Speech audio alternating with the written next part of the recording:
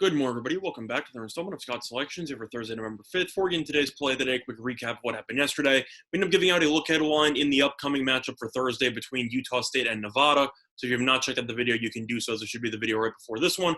Before today's play of the day, we're going to be looking at another college football game going on Thursday between Wyoming and Colorado State.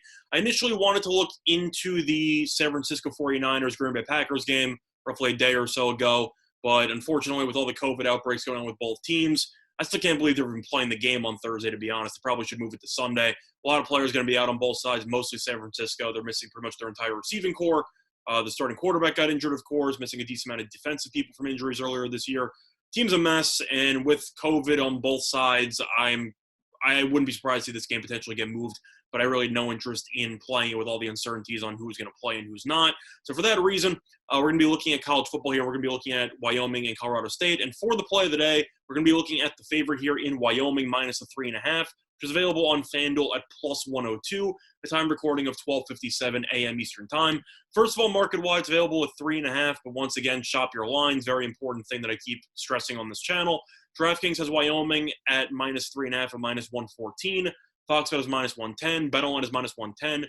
And FanDuel still has plus 102. So you're already saving minimum 10 cents a juice there, maybe a little bit more. So for that reason, I think there is pretty solid value on it. But comparing both teams, Wyoming has looked significantly better than Colorado State so far this season. As some of you might remember, we ended up backing Colorado State against Fresno in the first game of their respective season, and that went extremely poorly, as Fresno State was able to smack them around by 21 points as they ended up winning pretty handily. Colorado State in that game had a little bit of a quarterback crisis as they ended up deciding to start Todd Centeio, the grad transfer from Temple, and he was awful as he was 10 of 23 from the pocket with 141 passing yards.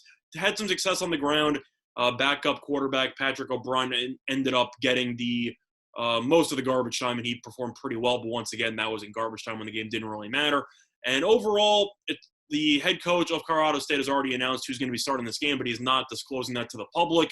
Do I think it's really going to matter? No. It probably should be O'Brien because I don't think Centeio is any good. Either way, the issue that I have with Colorado State is the fact that when it comes to their ability to dominate the defensive line, or honestly on both sides of the ball, it's pretty much non-existent. Colorado State, even though statistics, once again, in college might be misleading, they only give up 84 rushing yards against Fresno State, but the starting quarterback of Fresno State, Jake Haener, had negative 37 rushing yards because sacks are included in rushing yards for college. So you had the starting running back for Fresno had 23 carries for 95 rushing yards and 2 rushing touchdowns. Overall, the top 2 leading rushers of Fresno combined for 110 rushing yards on 25 carries, which is more than 4 yards per carry. So there was some success from Fresno State on the ground. Through the air, though, they were great as Haener had 3 passing touchdowns, 22 of 32 for 311 passing yards. Colorado State just had no answers defensively. They were a disaster. They were also really, really bad in terms of protecting the quarterback because they ended up giving up 4 sacks. And that is a really big concern when you end up facing Wyoming, because Wyoming, if there's one thing they're really good at, it's getting after the passer on defense. Wyoming was able to get after Hawaii's starting quarterback last week 5 times. Week before that, they got after Nevada's quarterback 3 times. This team definitely knows how to pressure the quarterback. I do think Colorado State should have some issues. Plus, Colorado State had issues once again with Rivers last week, a pretty solid running back from Fresno State.